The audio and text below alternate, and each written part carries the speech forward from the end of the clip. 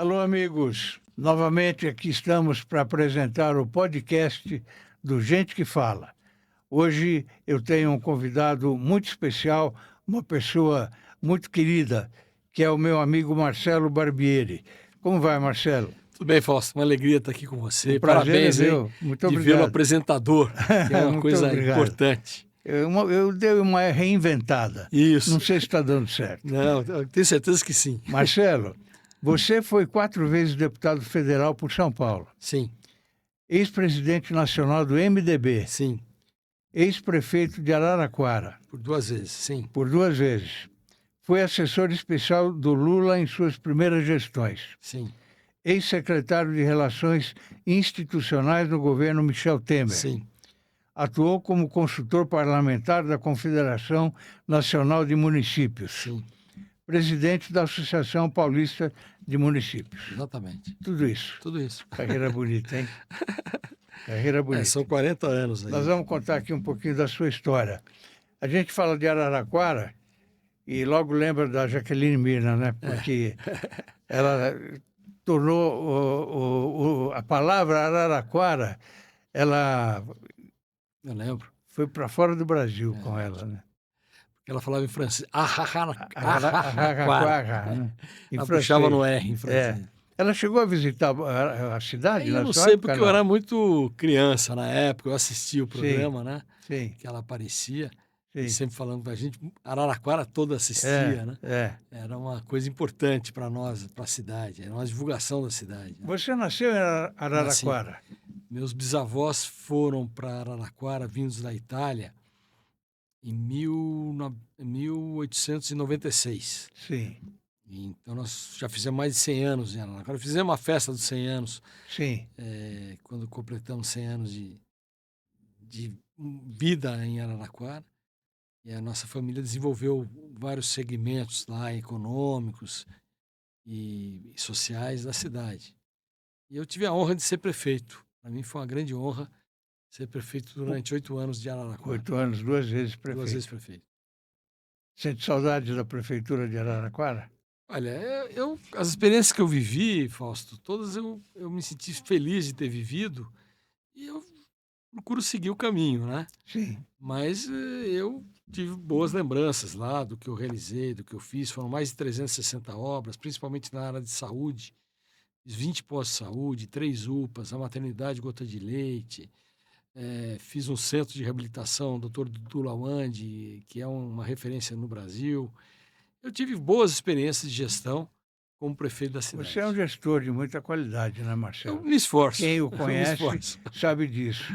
Você morava na Avenida Feijó, com a Carlos Gomes. Exatamente. Que Nasci memórias lá. guarda dessa época? A minha infância toda era na rua, né? Eu guardo na lembrança de brincar de mãe da rua, né? De Bolinha de gude. gude, de bater figurinha na Figurinha, calçada, figurinha. de esconde-esconde, de bola queimada. Tempos bons, Tudo né? fazia na rua. Não tinha... Hoje é muito diferente. É tudo. diferente. A gente viveu na rua. É. Viveu na rua no bom sentido da palavra, que era a convivência com os moradores daquela região Sim. que eu vivi, que era exatamente na 6 com a Feijó. A casa continua lá, meu pai faleceu, minha mãe mudou para São Paulo e eu acabei ficando com a casa. Casa ainda de nossa propriedade lá. Você reside ainda em Araraquara? Eu tenho uma casa em Araraquara. Mas mas tem eu- aqui em São Paulo também. Também. Mas hoje, como eu estou trabalhando com consultoria no segmento privado, visando o setor público, eu fico mais em São Paulo. Tenho um escritório aqui na Paulista Sim. e fico mais em São Paulo. Nós vamos falar sobre isso. Porque é uma novidade para você também, né? Sim. Você se deu uma reinvenção. reinventada. Exatamente. É. Lembrei do que eu estou fazendo, tem a ver com o que você está fazendo. Ô Marcelo, que papel seus pais, Nelson Barbieri e Maria Ruth Fortes Barbieri, desempenharam na sua vida? O papel total, né, Fausto? O meu pai, ele foi um Educação. construtor, foi arquiteto formado na antiga Universidade Federal do Rio, que hoje é a FRJ, né? Saiu de Araraquara, foi morar no Rio, se formou arquiteto e engenheiro, porque na época dele, na década de 40, a arquitetura era uma especialidade da engenharia. O meu pai sabia calcular, fazer cálculo estrutural, mas sabia fazer projetos arquitetônicos. E meu pai teve uma construtora durante 35 anos, mais de 1.000 obras realizadas. Infelizmente faleceu muito cedo porque teve câncer de próstata. Na época Puxa vida. não havia toda a prevenção que hoje tem que haver Sim. na questão da Com quantos próstata. anos ele 59 ele faleceu. 59? Muito jovem. Muito jovem. E eu tinha 28, meu irmão mais velho, o Nelson, tinha 30, minha irmã tinha 34, 32, e o Renato, que é cineasta, tinha 26, e a Estela, mais nova, tinha 18. Então, nós ficamos com a minha mãe. Minha mãe hoje tem 97 anos, a Maria Ruth. Beleza, 97. E eu tive tá viva, lúcida, mora aqui em São Paulo, com o apoio nosso, dos 5 filhos. E meu pai deixou um legado muito forte na cidade. Ele era um grande empreendedor e ele me ensinou muito, que eu tinha que fazer alguma coisa por Araraquara. Então ele me incutiu uma consciência de defender a minha cidade, de lutar pela minha cidade. Foi o que eu procurei fazer, sendo eleito 4 vezes deputado federal. Olha aí você. Isso aqui eu sou com minha esposa Zi, o Caio, que é o mais novo, o Matheus.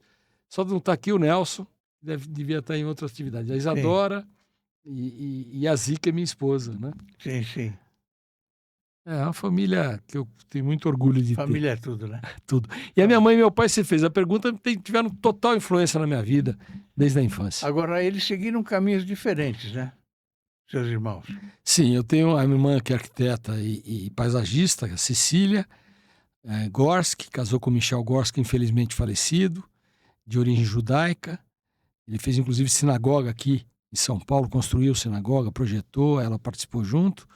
O Nelson, filho, ele seguiu o ramo do meu pai de construção, fez uma empresa de construção de alto padrão, chama Engearc, e com grande sucesso.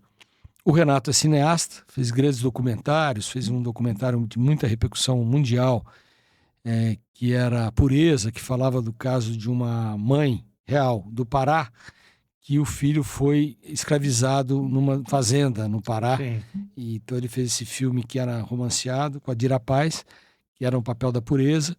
E teve outros filmes, ele foca principalmente em documentário. Fez um documentário sobre Araraquara maravilhoso. Quando eu fui prefeito, consegui ajudá-lo a viabilizar um documentário sobre a história de Araraquara. Araraquara completou 208 anos agora, em 22 de agosto. Então ele é um cineasta, mora em Brasília e vibra muito com a questão do cinema e principalmente focando em documentários, né? E a Estela é professora, foi professora de artes aqui no Veracruz durante a vida toda, trabalhou no Tomio Ataque, trabalhou na Bienal, é uma grande promotora cultural, faz muitas palestras para professores da rede pública na questão da arte, da importância da arte na formação dos jovens. A Estela é um fenômeno de educação, eu me orgulho muito também de tê-la como minha irmã mais nova e com um grande exemplo de dedicação à arte. Tem o Instituto Biná, que ela promoveu, que fez agora recentemente uma exposição aqui no Sesc da 14 Bis, chamava Pausa, que falava sobre essa questão de pausar de vez em quando, parar, refletir Coisa sobre a arte, coisa que a gente não faz. E foi um sucesso muito grande. Ela é uma grande artista plástica também, junto com o Fernando Vilela, que é o seu marido, que é um grande ilustrador de livros e com grande sucesso internacional e nacional. Então são artistas. Meu pai tinha muito esse lado artístico. Minha mãe incentivou muito a minha irmã a se desenvolver como artista. Jornal Imparcial. O que você tem a dizer sobre esse jornal? O Jornal Imparcial é um fenômeno, né? Está vivo ainda, do meu amigo Paulo Silva falecido, Dona Cecília. A Dona Cecília faleceu recentemente agora. Sua trajetória, né? Sim. Eu tive uma grande ligação com o jornal, cheguei a escrever no jornal, fazer artigos. O Inácio de Loyola Brandão foi um colunista do jornal, começou a carreira dele no jornal, grande amigo nosso, grande ícone da literatura nacional, claro. E de Araraquara, né? Hoje ele é da ABL, na Associação Brasileira de Letras, é da Associação Paulista de Letras também, é um ícone da literatura e nos orgulha muito a nós araraquarenses tê-lo como o nosso grande literato, né? Grande escritor, com renome internacional. E ele era muito ligado ao Imparcial. E lá tem a Ferroviária de Araraquara. O time masculino, o feminino vai muito bem. Muito bem, tem muita tradição. E o masculino, mais ou menos. O masculino está na Série B, que não é tão ruim, mas infelizmente está na Série B ainda do Paulista. Quando eu fui prefeito, eu inaugurei o estádio da Arena da Fonte, que leva o nome do governador Adhemar de Barros, e eu concluí uma obra que tinha sido iniciada pelo governo anterior, mas eu consegui pagar essa obra, entregá-la num padrão FIFA.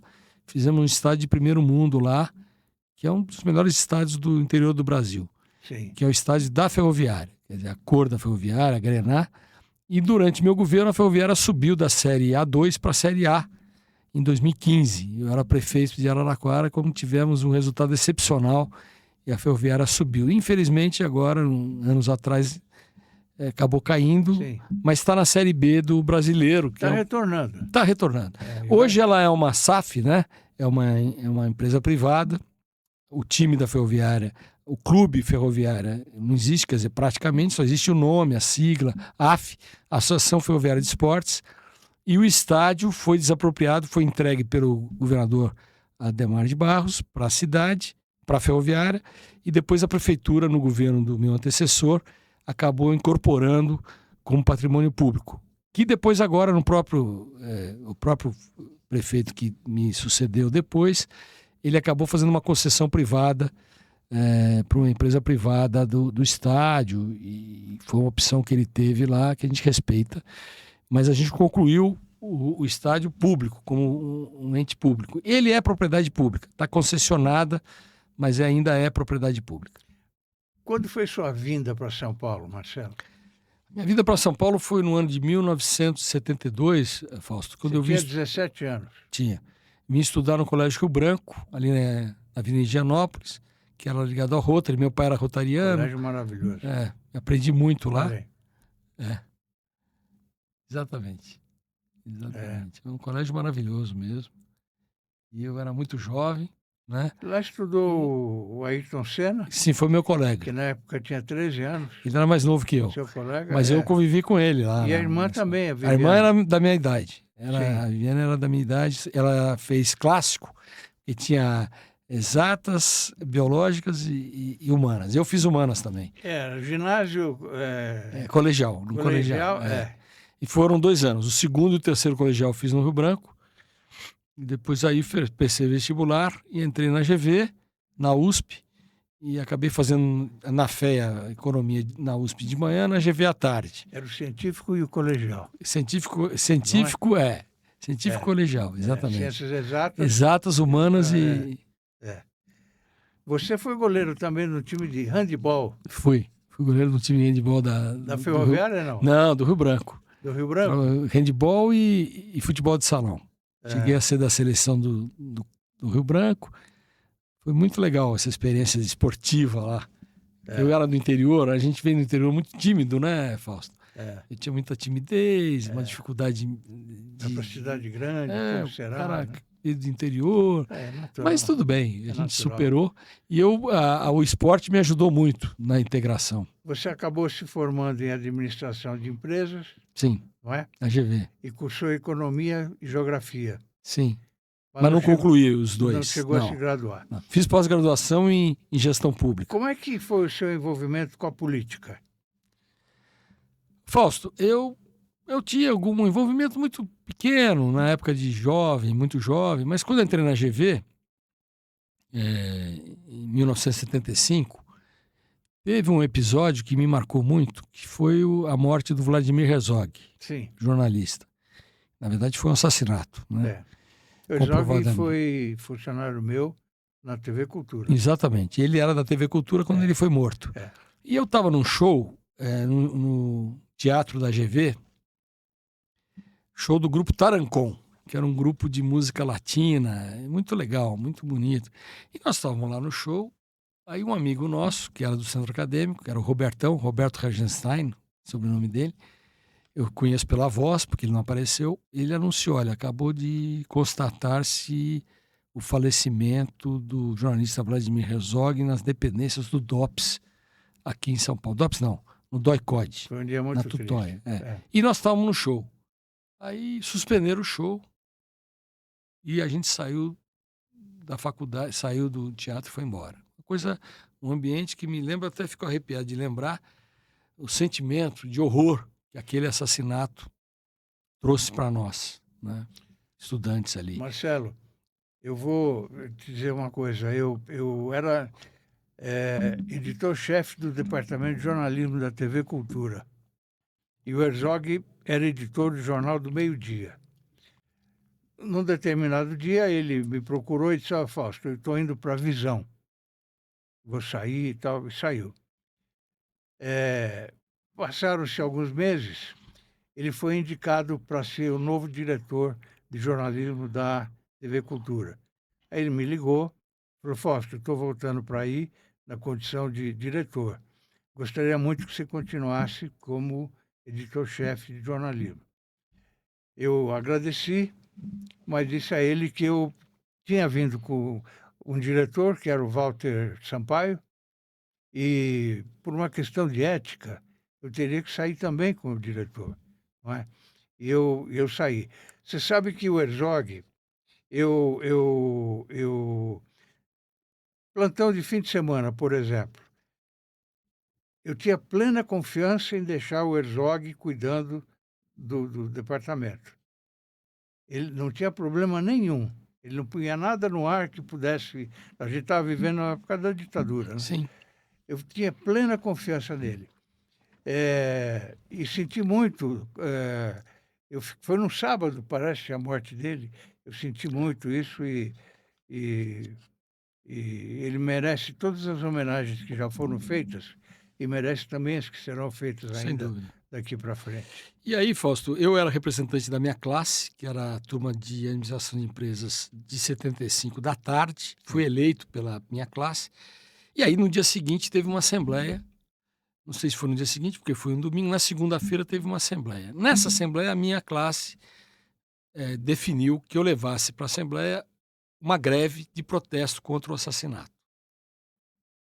Foi a primeira vez que eu falei numa assembleia estudantil, eu tinha 19 anos, falei, fui muito aplaudido, não por mim, mas pela proposta, e a GV fez um dia de greve em protesto ao assassinato do Vladimir Herzog, que não era algo esperado de uma escola de classe média alta, que é a GV. E está Né? chamando a atenção você com 19 anos. 19 anos. Aí aquilo mexeu comigo de uma maneira que eu não parei mais de fazer política estudantil.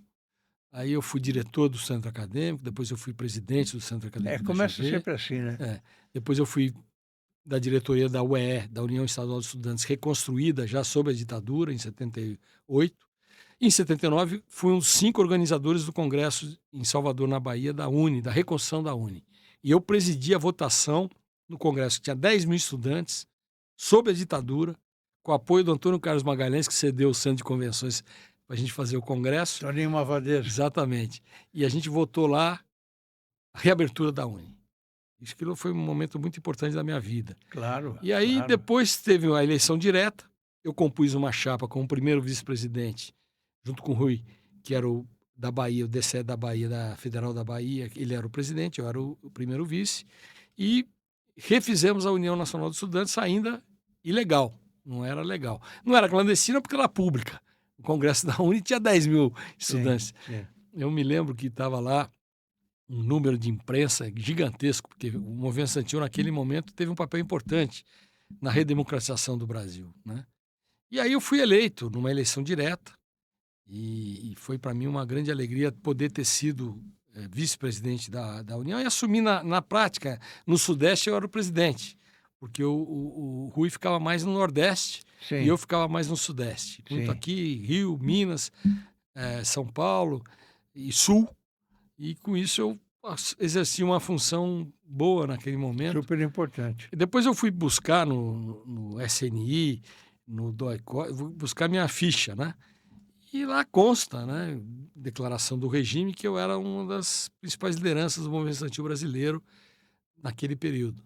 Isso para mim é um motivo de honra. Está num livro que eu fiz e eu tenho muitas gravações do DOPS. Fui no DOPS, peguei 2.500 cópias de xerox falando da minha. Foi bom porque eles gravaram vários discursos meus que eu nem lembrava mais e eu tenho hoje isso documentado, né? Tive boas lembranças. Né? Sim, da atuação. E aí eu entrei no MDB. Entrei no MDB em 1976 com o Dr. Ulisses Guimarães. Na época, em 76, era eleição municipal para vereador, que não tinha eleição para prefeito. E eu apoiei o Flávio Berrembá.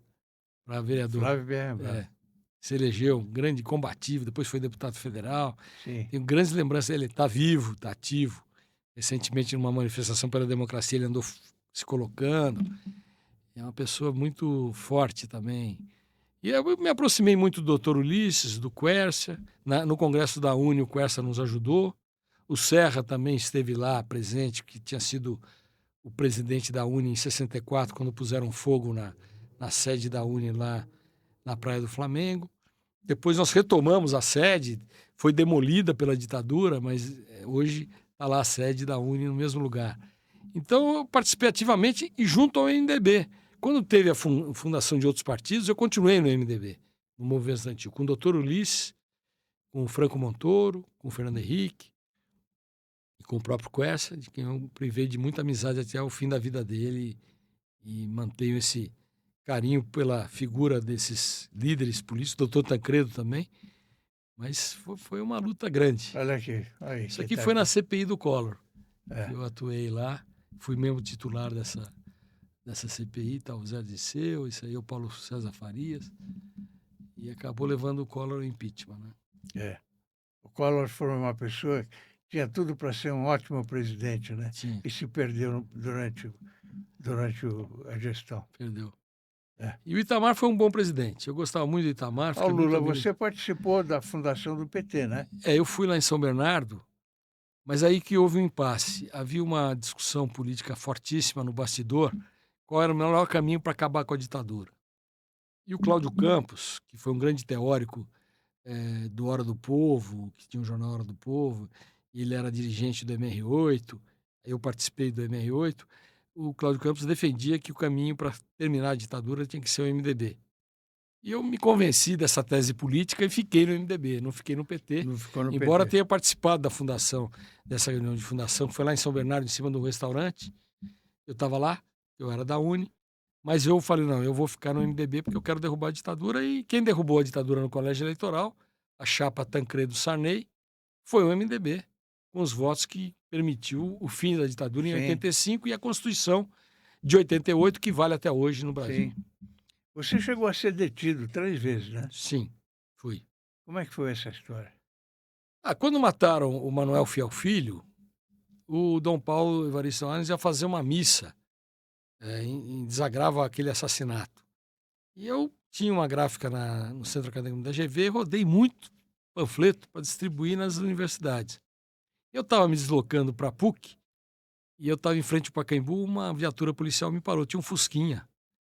E aí eu estava cheio de panfleto, lotado, porque eu tinha rodado para Pegaram distribuir. você. Aí me pegaram. Aí eu fui preso, fiquei no DOPS, tive lá alguma agressão, fui agredido, porque começaram a querer me esculhambar, eu enfrentei, porque eu era muito jovem, né? E aí foi uma tensão, porque a missa do Dom Paulo movimentou as forças de segurança, criou uma celeuma muito grande. Dom Paulo era muito corajoso, né? Em fazer as coisas que ele fez. E ele era defensor dos direitos humanos, veemente. E essa missa foi muito marcante na luta pela democracia, né? E eu tive que ficar lá. Fui lá no porão do DOPS, tinha aquela porta pantográfica do elevador, então era horrível Quantos ver. dias você ficou lá? Eu fiquei 2 dias, vai. Fiquei uma noite lá no porão. O porão parecia que a gente ouvia lá, mais sentimentos, a vibração das dores dos torturados, né? Aqueles que foram torturados lá naquele porão, né? Então foi um período que eu guardei na minha lembrança de que a gente ia combater a Quem falava ditadura. muito para mim sobre isso, que você está dizendo agora, era o Rodolfo Konder. Do Rodolfo Konder. Sim. Ele ouvia, ele, o Marcum, né? Uhum. Eles ouviam as pessoas gritando, etc., de dor, né? É uma época muito ruim, né? Muito ruim. De lembranças ruins. Muito. Né? Como é que você avalia o andamento do MDB atual, hoje? Hoje o MDB é presidido por uma pessoa que eu considero que tem se desenvolvido de uma maneira muito inteligente, que é o Baleia Rossi, Olha, Rocha. que é o filho do Wagner Rossi, foi deputado federal comigo durante o período que eu fui deputado. Em 1990 nós nos elegemos juntos para deputado federal. Eu não tinha sido estadual, que eu fui candidato em 82 com o Montoro e o Quercia na chapa, mas não fui eleito. E aí eu fiquei muito amigo do Montoro. Gostava muito do Montoro. Era muito amigo do Quercia também, mas era muito amigo do Montoro. O Montoro me liga um dia e falou: mas o que você está fazendo? Eu falei: governador, eu estou procurando emprego. Tinha nascido meu filho Nelson, recém-nascido naquele ano, de 82. Eu tinha que trabalhar. Aí falou: então você vai lá na Secretaria da Educação com o Paulo de Tarso, que era filho do irmão do Luiz Carlos Santos. Caiu do céu. Hã? Caiu do céu. Caiu do céu. É. Caiu do céu mesmo. É. Eu estava sem condição nenhuma financeira. E aí comecei a trabalhar no gabinete aqui no Caetano de Campos, que é a sede da Secretaria da Educação, graças ao Franco Montoro, né? E para mim foi uma experiência muito legal. E posteriormente o Paulo de Tarso acabou saindo, entrou o Paulo Renato, com quem eu convivi muito. O Paulo Renato foi ministro, foi meu colega deputado federal, tive uma boa convivência, infelizmente faleceu também. E estou falando de gente aqui que já faleceu, né? Mas que aí daí meu pai, que estava muito doente com câncer, me chamou e falou: olha, você tem que vir para cá ajudar. Ele tinha 2 empresas, uma construtora e uma loja de material de construção. Você tem que vir ajudar seu irmão, era engenheiro. Então você tem que vir para Araraquara. Aí eu pedi demissão na secretaria e voltei para Araraquara e assumi as empresas. E comecei a tocar. Meu pai faleceu em 14 de setembro. Eu cheguei em Araraquara 31 de agosto. E aí fiquei tocando as empresas e depois aí segui o meu caminho, que era a política. Você foi eleito deputado federal em 1990 com 46 mil votos. Exatamente. Era uma votação... fiquei atrás do naquela doutor Ulisses. época... Eu fui o 9º mais votado, o Ulisses foi o 8º mais votado. E nós elegemos 12. O MDB elegeu 12 deputados federais por São Paulo. Eram 70. São 70 até hoje, né? E para mim foi uma grande vitória, porque ninguém achava que eu ia me eleger. Eu era muito jovem, né? Tinha 32 anos. Nunca tinha sido nada, não tinha sido prefeito, nem vereador, nem deputado estadual. Mas eu fiz uma articulação regional. Tinham 3 candidatos a deputado estadual do MDB na região. O Jaime Gimenez, que tinha sido prefeito de Matão, grande prefeito. O Lobe Neto, que era deputado estadual de São Carlos. E o Dimas Ramalho, que na época tinha um título eleitoral, que hoje é conselheiro do Tribunal de Contas, um líder excepcional, pessoa brilhante, que era de Taquaritinga. E aí eu consegui me eleger, o Jaime Gimenez se elegeu, o Lobe se elegeu, o Dimas ficou suplente e o Fleury se elegeu governador. Aí o Dimas foi para a Caixa, vice-presidente da Caixa Econômica Estadual, depois chegou a assumir a Assembleia e depois o Dimas se elegeu em 94 com uma grande votação. O Jaime se reelegeu e eu me reelegi também em 94. Depois me reelegi novamente em 98. Em 2002 fiquei segundo suplente. Aí o Pinotti veio trabalhar com o Serra como secretário da Educação. E eu assumi mais 2005, 2006. E aí em 2006 eu não fui mais candidato a deputado. Apoiei o Dimas Ramalho para federal, o Roberto Massafera para estadual. E fui me preparar para ser prefeito, eleito em 2008 e reeleito depois em 2012. Essa aí é a minha trajetória política. No governo do Fleury, eu fui secretário dele. Eu lembro de você lá. Eu lembro de você. Eu era deputado federal, a gente se encontrava nos eventos. Exatamente. Uma lembrança muito clara. Olha, está aparecendo aqui o nosso portal. É um portal só de artigos. Isso é inédito, sabe? A gente vê portais por aí, mas que tem notícia também e tal. O nosso não, só artigos. E são personalidades que escrevem. E estou convidando você, quando tiver um tempinho, escrever o que você achar que tem que escrever. Perfeito. Viu? Muito obrigado pelo convite. Fico muito honrado. Parabéns aí sua disposição. Pelo Orb News. Está com mais de 100 mil visualizações aí. Muito bom. Parabéns. Muitos não acreditavam na sua eleição naquela época. Por quê? Porque eu era muito jovem e eu não tinha uma estrutura. Embora meu pai eu já tivesse acertado a situação financeira das empresas do meu pai, a construtora eu desativei, dispensei 750 funcionários, indenizei todos eles, não tive nenhuma ação trabalhista. E eu fiquei com a loja de material de construção, só minha. Na época eu era solteiro, tinha me divorciado, tinha só um filho. E eu tinha uma estrutura empresarial básica. Dava para eu fazer uma campanha, né? tinha uma estrutura mínima, mas não era suficiente.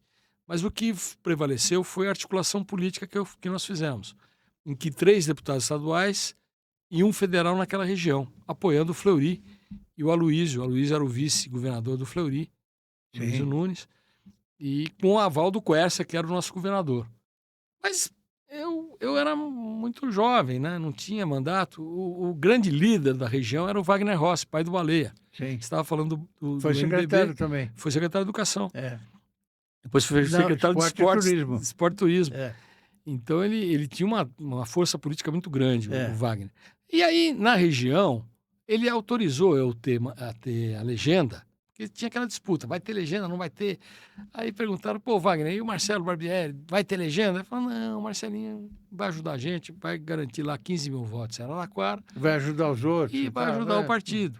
E eu aceitei essa opinião dele e eu falei, olha, eu tô aqui para ajudar o partido. Quer dizer, o combinado não era eu ganhar. Aí eu acabei ganhando, né? Aí foi uma surpresa quando eu ganhei. Política tem dessas coisas. E eu fiquei quietinho, mudo, trabalhei quieto no bastidor lá, fui atrás de voto, fiz a articulação, minha dobrada principal foi o Jaime Gimenez, que era o ex-prefeito de Matão, tive o apoio do prefeito de Matão, tive uma força muito grande em Araraquara, desses 46 mil votos, mais de 27 mil votos foram em Araraquara, fui o mais votado em Américo Brasileiro, Santa Lúcia, Rincão, Motuca, Gavião Peixoto, Matão, e com isso me elegi. Né? E na Câmara Federal, você fez tudo o que queria ou Fiz. A Câmara Federal foi uma experiência incrível para mim, porque eu frequentava a Câmara como líder estudantil. Na época da UNE, no Congresso da UNE de 79, fui muitas vezes com Freitas Nobre, que era o líder do MDB, meu amigo, tem o nome dele aqui no aeroporto de Congonhas, né? Ele era um fenômeno, uma inteligência, era um líder espírita, né? Tinha uma espiritualidade muito grande. E eu fiquei muito amigo do Freitas, né? E ia muito lá no MDB, eu era MDB, doutor Ulisses. Aí quando eu cheguei lá, o doutor Ulisses, poxa, me acolheu, né? Me acolheu muito, assim, amigavelmente. Primeira delegação de um partido político à China, o doutor Ulisses organizou em 91, fez questão que eu fosse. Eu, doutor Ulisses, mas eu sou muito novo. Não, Barbieri, você vai. Eu quero que você vá. E para mim foi uma experiência incrível conhecer a China, que estava despontando na política do Deng Xiaoping, para se tornar essa potência que é hoje, né? E aí convivi muito com o doutor Ulisses, aí participei da CPI do Collor, que você colocou uma foto aqui, e me aproximei muito do doutor Ulisses. Eu me lembro que o Collor fez um ataque muito forte ao doutor Ulisses, e eu subi na tribuna para defendê-lo, espontaneamente. Aí depois que eu fiz isso, voltei para Araraquara. Quando eu cheguei na Araraquara, tinha um telegrama dele, agradecendo a minha fala. Foi naquela semana que ele mandou o telegrama que ele faleceu. Do helicóptero. Do helicóptero. E o corpo porque o Itamar dele... tinha acabado de assumir, ele estava em Angra dos Reis com o Severo Gomes e as 2 esposas, ele subiu com o helicóptero, caiu o helicóptero, e o corpo dele até hoje não apareceu. E aí ele me mandou esse telegrama, guarda até hoje, pus no meu livro. Com muito carinho. Né? E com muito carinho. E ele me agradecendo por eu tê-lo defendido. Na minha época de TV Cultura, ele ia muito à televisão. Ia. E ele conversava muito, eu gostava muito dele. E a Constituição, ele conduziu a Constituição que está prevalecendo até hoje, com altos e baixos. É inesquecível aquela foto, né? Aquele momento. Aquele momento. Aquela promulgação. Que quando ele faz aquele discurso excepcional, né? Então, Fausto, para mim, o primeiro mandato foi muito forte. Eu dobrei minha votação, eu saí de 46 mil para 78 mil votos na minha reeleição. Eu tive em Araraquara naquele ano, a maior votação da história de qualquer candidato.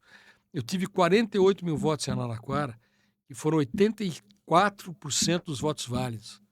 Isso é um fenômeno. Aí, um dia eu estava lá no meu gabinete, o Marco Maciel, uma figura, né? Marco Maciel. O senador Marco Maciel me liga, Barbieri, onde é que você está? Falei, senador, eu estou aqui no meu gabinete. Não, vem aqui no meu gabinete. Cheguei lá, ele tinha um mapa em cima da mesa. Eu mandei levantar os 513 deputados onde tiveram maior votação. Você é o deputado federal eleito dos 513 que teve o maior resultado num único colégio eleitoral do Brasil. Você teve 84% dos votos num único colégio eleitoral. Ninguém teve isso. Pô, eu fiquei tão feliz de ouvir isso de uma pessoa que era um estudioso da política, que era o Marco Maciel, né? Foi vice-presidente da República, os 2 mandatos do Fernando Henrique, um sujeito com conduta, Íntegro, né? Íntegro. E ele fez parte da defesa do presidencialismo, que eu integrei o presidencialismo junto com ele. Ele era o presidente, eu era secretário do comitê do presidencialismo naquele plebiscito de 93. Sim. Você se lembra, né? Que Sim, ganhou o lembro. presidencialismo. Lembro. E o Quercia junto, o Brizola, É, e nós estávamos juntos. é. E o Marco Maciel, puxa, me brindou com essa informação que eu não tinha. Eu fico muito honrado de ter tido essa marca na minha vida, de ter sido um deputado federal mais votado proporcionalmente ao colégio eleitoral que E eu qual tinha foi no o título. projeto que você acha foi mais importante no seu período de deputado federal? Olha, eu tive vários projetos, mas eu destacaria, eu fui relator do Orçamento Geral da União. Eu Sim. instituí, depois do escândalo daqueles chamados anões do orçamento, À noite? Sim. eu instituí, junto com o Fernando Henrique, que era o ministro da Fazenda, no governo Itamar, a cota por parlamentar. Então definimos lá R$1 milhão na época para todos os 513 deputados, para todos os senadores. Porque na democracia a participação do parlamento no orçamento é fundamental. Hoje está um pouco exagerado, para minha opinião. Eu acho que tinha que ser menos, né? Não daria para ser tanto. Mas no governo do presidente Bolsonaro, ele liberou para o Congresso tomar conta do orçamento. No governo do presidente Michel, eu que tomava conta, a pedido do presidente Michel, do orçamento na parte de liberação das emendas. E a gente tinha critérios rígidos, não tivemos nenhum problema, nunca, porque eu criei um critério para liberar as emendas. Se era uma emenda de obra, tinha que ter a escritura no nome do município, tinha que ter o projeto básico, tinha que ter a finalidade. Então, com isso, quem não tinha isso não liberava. Eu criei o critério, falei, não está no critério, não libera. E aí nós conseguimos fazer. Então, foi uma ideia que eu tive quando eu era relator do orçamento, em 92, junto com o ministro da Fazenda. Depois eu também fui o responsável por regulamentar o teto do serviço público, que é o salário do ministro do Supremo Tribunal Federal. Na época, o ministro Jobim... Aquele era o limite. O limite. O ministro Jobim era o presidente do STF. Eu fui indicado pelo presidente da Comissão do Trabalho para ser o relator de mérito dessa tese. E foi um período difícil, porque tinha o mensalão, tinha aquela polêmica do mensalão. Você se lembra? Lembro. Roberto Jefferson e o Zé Dirceu, uma disputa acirradíssima. Mas eu fiz esse relatório, consegui aprovar na Câmara, e o Renan, que era o presidente do Senado, o senador Renan Calheiros, aprovou no Senado. E desde essa época, 2005, prevaleceu essa tese de regulamentação do artigo 11 da Constituição Brasileira com o teto do salário. Está sendo distorcida? Pode estar sendo, mas a lei existe. Antes não tinha lei, então era liberado. Hoje não. Hoje, para os maiores salários dos municípios é o salário do prefeito, do estado deveria ser o do governador, mas não sei se é do governador ou do presidente do TJ, e do Brasil é do ministro do STF, que é o padrão do maior salário do serviço público. Eu regulamentei essa lei na Câmara Federal, que eu acho que tem um grande alcance de interesse público. Claro. Né?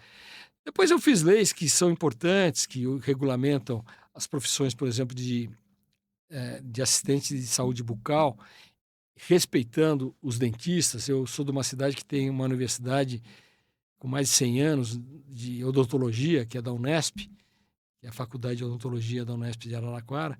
Então eu fui escolhido para regulamentar essas profissões, uma guerra. Eram sessões que um xingava o outro. Eu conseguia acalmar, ouvir um lado, ouvir o outro. Eu lembro que no dia 24 de dezembro de 2005, o presidente Lula sancionou a lei que eu fui relator, que está até hoje aí, e pacificou um setor importante da atividade de saúde do Brasil, que é a saúde bucal.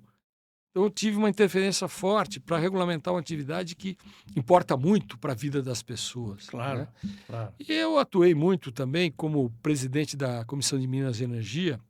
Eu fui o relator da lei, na época do presidente Itamar Franco, que regulamentou o Gás Brasil-Bolívia. Eu que fui o relator dessa lei, que prevalece até hoje também no governo Itamar. Eu fui o relator da lei de remuneração dos militares, que está até hoje também. Na época teve até uma polêmica com meu amigo Bolsonaro, que era deputado, que ficou bravo que eu fui escolhido pelas Forças Armadas para ser o relator dessa lei. Por quê? Eu não era militar. E eles viam que eu era um camarada que sabia dialogar, que sabia ouvir, que buscava o meio termo. E eu perguntei para eles, mas espera aí, foi lá o Exército, a Marinha, a Aeronáutica, pedir para eu ser relator. Eu falei, mas por que vocês não põem o Bolsonaro? Não querem o Bolsonaro, porque ele é militar e ele vai criar distorções e vai me dar problema para nós. Eu falei, mas ele vai ficar chateado. Eu falei, não, mas aí deixa com a gente. Aí um dia eu tô lá no meu gabinete, entra o Bolsonaro gritando, cadê o Barbieri? Aquele jeitão dele, que é até hoje, né? Aí eu falei, entra, vamos conversar, senta aqui, toma um cafezinho, calma. Pô, Barbieri, você não é militar, que você vai se meter? Eu falei, não estou me metendo em nada, eu sou deputado como você, eu fui eleito como você, tenho um diploma na parede como você, posso relatar qualquer lei, desde que eu seja, tenha condições de sê-lo. E aí, eu era da Comissão de Defesa Nacional. Aí eu falei, Bolsonaro, vamos fazer o seguinte, o que você quiser mudar na lei, você traz para mim. O que eu achar que é justo, eu ponho no meu relatório, você não precisa nem fazer emenda. Você faz isso? Faço, Bolsonaro. Nós precisamos buscar o entendimento. Já era dessa tese que o Michel Temer propõe há muito tempo, né? Sim. Por isso que ele foi 3 vezes presidente da Câmara. Aí, quando eu fiz o relatório, das 8 propostas que o Bolsonaro apresentou, eu incorporei 7. Uma, falei, essa aqui não dá. E aí era uma coisa que estava fora do escopo. Aprovamos a lei. Isso foi o Ibsen Pinheiro, o presidente da Câmara. Aprovamos no plenário. Aí o Bolsonaro subiu na tribuna e me agradeceu. Está lá nos anais da Câmara. Agradeceu por ter atendido aí as É o colocações diálogo, que ele fez. né? Que é importante. Claro, claro. Então, veja só, então isso é uma lei importante também que eu pude relatar.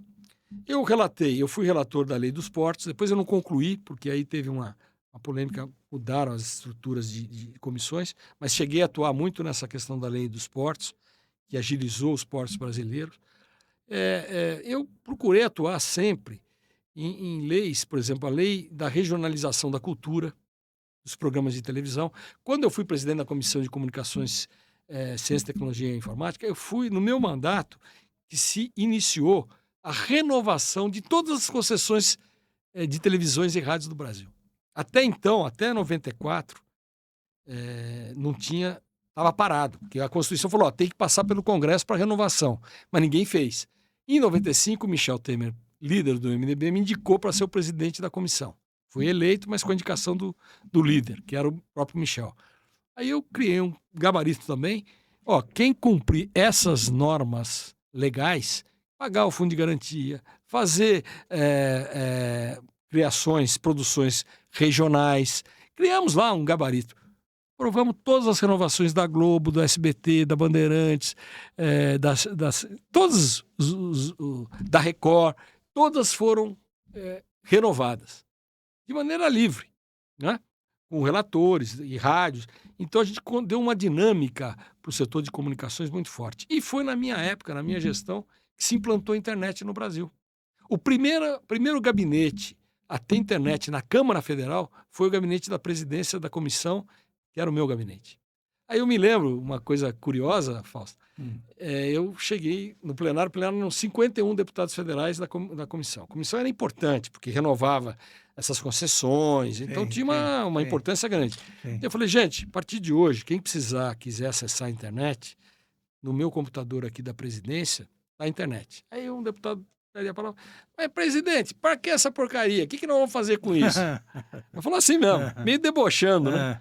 Não, respeito muito sua opinião, mas vamos ver com o tempo o que isso vai representar. Hoje você não imagina a Câmara Federal sem internet, o Brasil sem internet, nós sem internet. Estamos aqui, você está me mostrando aqui o seu projeto de internet. Então, eu fiquei muito feliz de ter participado desse processo. E também fizemos a lei de abertura do celular. A primeira lei de abertura do celular da banda B, eu era o presidente da comissão e nomeei o Harold, que foi senador, infelizmente falecido na Covid, Harold Oliveira, que era do Rio de Janeiro, um deputado inteligentíssimo. E ele foi o relator, o Sérgio Mota, que tem uma foto aí com o Sérgio Mota. Sérgio era o ministro. E nós conduzimos junto com ele. O Edson Aparecido era assessor de gabinete, atual secretário de governo aqui da capital de São Paulo. O Edson Aparecido era o assessor de gabinete do Sérgio Mota, que fazia interação comigo como presidente da comissão. Então nós abrimos o celular e eu corri o mundo naquela época. Fui várias vezes aos Estados Unidos, à Europa, conhecer como funcionava o sistema. E a Anatel foi criada também nessa época.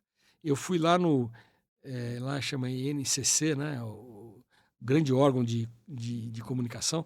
Só que eu tive uma divergência com o Sérgio Mota. Nos Estados Unidos, o órgão de controle é ligado ao Congresso, não ao Executivo. Aqui ficou ligado ao Executivo. Por quê? Porque ele precisa ter independência. Sim, E o Congresso é que dá a independência. Né? sim. Mas foi o que foi possível. Como é que foi a sua... qual é a importância do presidente Michel Temer na sua vida pessoal e política, Marcelo? O Michel, ele tinha sido Ah, ele suplente. aqui. O Michel. O Geraldo, aqui o Tribunal de Contas, o Renato, que era o presidente, o Sérgio Rossi. Renato, da época, foi indicação do Fleury na época. Renato foi. É. Foi. Grande presidente, É. uma figura humana excepcional. É. Uma pessoa maravilhosa. É. E aqui o Baleia Rossi também, no Congresso agora dos Municípios no Pacaembu. O Baleia que foi lá, relator da PEC 66, que já definiu, já foi sancionado, eu tive na sanção agora no Congresso Nacional, semana passada, retrasada, redefiniu o prazo de alongamento dos precatórios e o direito a pagar em 240 vezes a dívida do INSS para os municípios. Sim, sim. O Baleia tem ajudado muito o nosso municipalismo, os municípios, seguindo a tradição do MDB, um partido municipalista. Mas você me perguntava Você fez uma pergunta a hora que nós... A sua ligação com o Michel Temer. O Michel é o seguinte, ele foi suplente na Constituinte, mas assumiu como suplente e fez participação muito grande. Em 90 ele não se elegeu, não foi eleito. E em 94 ele foi eleito. E aí, quando ele foi eleito, nós éramos 14 deputados federais do MDB. Eu cheguei para ele e falei, Michel, você tem que ser o líder do MDB. E nós tínhamos um candidato muito bom, que era o João Almeida, da Bahia, que já estava em campanha. E a eleição do líder é muito importante, porque o líder é que escolhe. Como eu fui presidente da Comissão de Comunicações, o líder é que indica. A posição do líder é que indica as relatorias. A liderança no Congresso Nacional, em qualquer parlamento, é muito importante. E principalmente no parlamento federal, na Câmara Federal. Falei, Michel, poxa, São Paulo precisa ter um líder. Mas, Marcelo, eu estou chegando agora, primeira vez que eu sou efetivo, ele era suplente. O que você... Falando, vamos fechar São Paulo. Se a gente fechar 14 votos, se não me engano, eram uns 60 votos do MDB. Bastante. Era o maior partido na Câmara. Se a gente fechar São Paulo, a gente tem chance. Aí costuramos, o Goldman tinha pretensão, conversei muito com o Alberto Goldman, ele falou, não, o Michel me parece um bom candidato. O Pinotti também concordou. Eram pessoas importantes, né? E o Quercia, que era o presidente do partido, falou, Marcelo, toca, e se o Michel topar? Aí o Michel topou, e aí nós coordenamos, junto com mais outros deputados, a campanha do Michel. E o Michel ganhou. Ganhou por uma diferença pequena. E ele já tinha sido secretário de Segurança em São Paulo. Já tinha sido. Tinha sido governo... do Fleury e do Montoro. Dos dois governos. Do Montoro ele já tinha sido, e do Fleury foi quando teve a crise do Carandiru. Isso. Ele entrou. Mas aí ele virou líder. E de líder, que foi um excelente líder, ele virou presidente.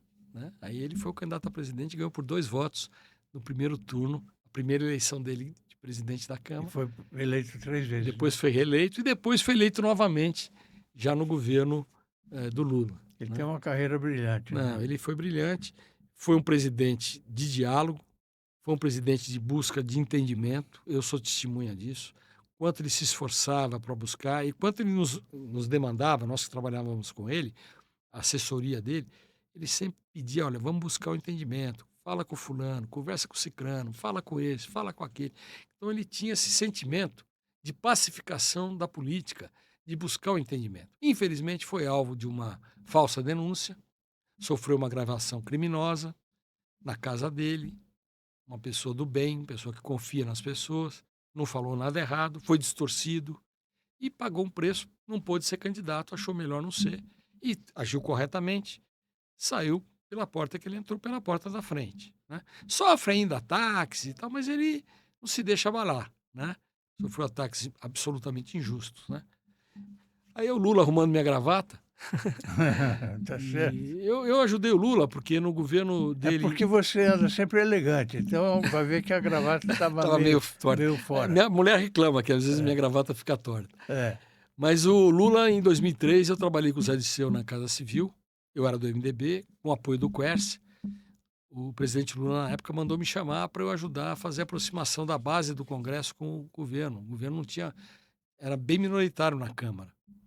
E aí eu trabalhei muito, todas as bancadas, o próprio Michel, Antônio Carlos Magalhães, Renan Calheiros, que não tinham apoiado o Lula, nós procuramos. Depois o MDB entrou no governo, quando ele fez a mudança ministerial, mas aí eu já tinha saído, eu saí no final de Você 2003. teve um período recente agora na prefeitura. Tive, no gabinete do Ricardo Nunes. E você saiu por vontade própria. Sim. Sair. Aliás, todos os lugares que eu estive, eu saí por vontade própria. Sim. Eu saí da presidência do Lula por vontade própria, saí do governo estadual na época do governo Montoro por vontade própria, saí da prefeitura por vontade própria. Eu pedi demissão e sempre saiu a pedido a publicação.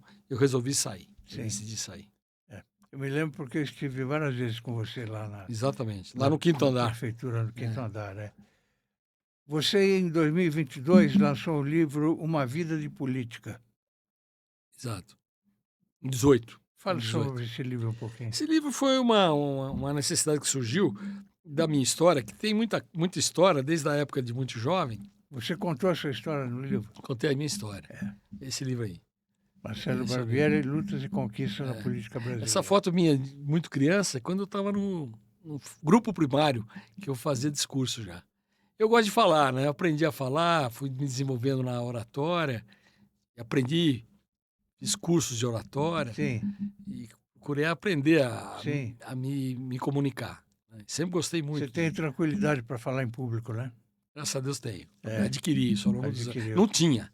Não tinha. Eu me lembro de uma assembleia da USP, eu tive que falar numa assembleia muito cheia na USP, e não foi fácil para mim, porque a USP era um ambiente muito disputado, né? Muito... Mas foi bom. Aí, mas desempenhou. Me saí bem. Tá certo. Agora, hoje você largou a política um pouquinho? Como é que tá Não, isso? eu estou no MDB, continuo militante do MDB, meu título de eleitor é de Araraquara, estou no diretório estadual, sou membro do diretório nacional do MDB, apoio o Baleia. Baleia está sendo, como eu disse, um excelente presidente. Associação Paulista de Municípios. Fui presidente da Associação Paulista de Municípios. Mas você tem alguma ligação ainda Tenho. com a associação? Sou muito... Né? Sou do conselho de ex-presidentes, que o Fred Guidoni criou o conselho dos ex-presidentes. Tenho a honra de fazer parte. E ajudo o Fred, tudo que ele precisa, que ele me demanda, estou à disposição para ajudar. Eu sou municipalista desde a época do Quercia. É uma entidade importante. Importante. Né? Nós tivemos aí a Dalva, a nossa primeira dama do municipalismo, a gente brinca, né? Mas eu aprendi na época, quando eu era muito jovem, e a Dalva assessorava o Quercia, né? E o Quercia foi um grande presidente da Associação Paulista de Municípios. Sim, ele era municipalista. Era municipalista. Muito bem. O que dá mais saudade em você? Ser deputado federal ou os cargos que você desempenhou aqui durante a vida toda na política? Olha, ser prefeito é uma experiência inesquecível. É o mais forte, porque você resolve os problemas das pessoas. Por exemplo, Fausto, eu tinha a meta de acabar com as favelas em Araraquara. Você tem a caneta na mão, né? Exatamente. Eu construí 10.980 casas pelo Minha Casa Minha Vida, em parceria com o governo federal. Zerei todas as favelas que havia no meu município. Consegui fechar. Não tem favela. Araraquara, até agora, é um município livre de favela. Parabéns. Isso diminuiu o quê? A criminalidade. O índice de morte em Araraquara... E não serviu de exemplo isso? Para mim foi importante. Araraquara tem um assassinato para cada 100 mil habitantes. É um número muito pequeno, né? Quantos habitantes tinha Araraquara? 245 mil. 245. E isso me deu uma alegria. Por exemplo, fazer a maternidade. A mortalidade infantil era 18 por mil. Caiu para 4 por mil, porque eu fiz a maternidade. E essa foto aqui é exatamente com as mulheres grávidas, quando eu inaugurei a maternidade Gota de Leite. E isso me deixou muito feliz. Aquela senhora de óculos ali é minha mãe, que está ali no fundo. Ah, sua mãe aqui? É minha mãe, está com 97 anos, Maria Ruth. Que beleza, 97 anos, hein? Lúcida. Então, Fausto, eu acho que ser prefeito é a lembrança que mais me motiva, porque eu resolvi o problema. Então, o executivo, ele muda a vida das pessoas. Então, o executivo me atrai, porque eu gosto de empreender, de fazer. Eu sou empresário, tenho empresa. Cabe a você decidir, né? Cabe ao prefeito Exatamente. decidir. E tem que decidir bem. Pra não errar, porque prejudica as pessoas se errar. Então, eu fiz 3 UPAs, fiz a maternidade, fiz 20 postos de saúde, criei uma rede de família, de saúde da família, uma das maiores proporcionalmente no Brasil, reduzi a mortalidade infantil de 18 por mil para 4 por mil, foi uma grande conquista. Fiz um centro de reabilitação que virou referência nacional com apoio do governo federal, mas realizei, está lá funcionando. Então, a saúde é a grande preocupação das pessoas, a moradia é uma grande preocupação, a educação, eu coloquei o sistema SESI de ensino na minha rede municipal. Parceria na época com o Paulo Scaff, que ele era o presidente da Fiesp, sim. e levamos o sistema SESI de ensino para a cidade. Agora, né? Está voltando agora dia 1º. É. Então foi uma grande conquista para a educação do município, melhorou muito o IDEB da cidade, e as creches de Araraquara são um exemplo também. Eu me orgulho muito dessas... Olha mais fotos aí. Aqui tem a creche, aqui é comentar. uma escola aqui. Nós estivemos lá fazendo 7 creches novas, consegui 2.500 vagas, tínhamos um déficit grande de falta de vagas e tinha uma multa de 93 milhões. Eu arquivei a multa através do Ministério Público, porque fiz as creches, fiz as vagas que eram cobradas pelo Ministério Público. Então, zerei a falta de vagas de creche na minha cidade. Você consegue andar na rua lá em Araraquara sem que Tranquilo. as pessoas venham cumprimentar, não? Não, eu sou tranquilo, porque eu tive que vir para São Paulo, eu tinha que trabalhar. E depois que você é prefeito, na cidade não tem muito trabalho, né? Então, eu fui trabalhar com o Michel em Brasília, depois assumi aí a PM e acabei me dedicando. Trabalhei na prefeitura, no gabinete do Ricardo Nunes, trabalhei na Câmara Municipal, no gabinete do vereador Nunes também, Nunes Peixeiro. E eu vou agora, no final de semana, agora estava em Araraquara, né? Fomos lá, infelizmente uma grande amiga nossa, a Lourdinha, acabou falecendo, fomos no velório, eu e minha esposa, uma pessoa muito querida nossa, cuidou da família da minha esposa, dos 7 irmãos, ela foi uma grande figura. Então eu tenho muito vínculo emocional, afetivo com Araraquara, e tem minha casa lá em Araraquara, e tem uma ligação forte com a cidade do seu coração, né? Sim, é a minha cidade. É a minha cidade. Você deve ser não, você é um líder lá, né? E se quiser ser prefeito de novo, vai ser, né? Olha, eu não tenho pretensão. Sim. Não tenho pretensão. Mas a gente não sabe o dia de amanhã. Ninguém sabe o dia de amanhã. Ninguém sabe. É bom não fazer previsão. Prognóstico. Não é? Tá bem. Eu fico muito feliz com a sua presença aqui, Barbieri. Você é uma pessoa que eu admiro bastante. Tem esse jeito de ser que é maravilhoso. Você atende as pessoas sempre com o seu sorriso, com muita atenção. É por isso que você, na política, é uma pessoa muito importante para todos os lados. Queria te agradecer, Fausto, mas eu quero te dizer o seguinte, que o orgulho é meu de estar aqui com você. Eu te conheci logo que eu fui eleito deputado federal e lembro da tua atuação, da tua alegria de ajudar a administração de São Paulo, ajudar o estado de São Paulo, o interior de São Paulo, nós que somos do interior. Então você é uma pessoa que marcou. E depois eu fui te encontrar como assessor aqui do Ricardo Nunes na prefeitura e tive a alegria de te receber, conversar, te ouvir. E lembro da admiração que os governadores tinham por você, todos os governadores, o Montoro, o Quercia, o Fleury, o próprio Mário Covas, né? E pessoas que te respeitavam como um ícone do jornalismo, da articulação da publicidade, uma pessoa inovadora, né? Como você está sendo aqui. Você agora, com 82 anos, sendo locutor do podcast. Quer dizer, é uma alegria ver uma pessoa como você, que se reinventa né, nessa fase da vida. É um exemplo. Tem um time muito bom, né? A Zenilda, que está aqui. A Zenilda é um fenômeno. O Ricardo também. Ricardo também. Estão comigo há 24 anos. Eu sei, a Zenilda me contava das histórias aí. Mas então, olha, eu fico muito honrado e muito feliz de ter vindo aqui no seu programa e participar dessa gravação. Para mim, é uma gratidão muito grande que eu tenho que ter cada vez mais por você. Eu que agradeço, viu? Ao espectador, nosso muito obrigado e com certeza traremos na próxima edição uma pessoa tão agradável quanto o Marcelo Barbieri, tá bem? Obrigado a todos. Um abraço.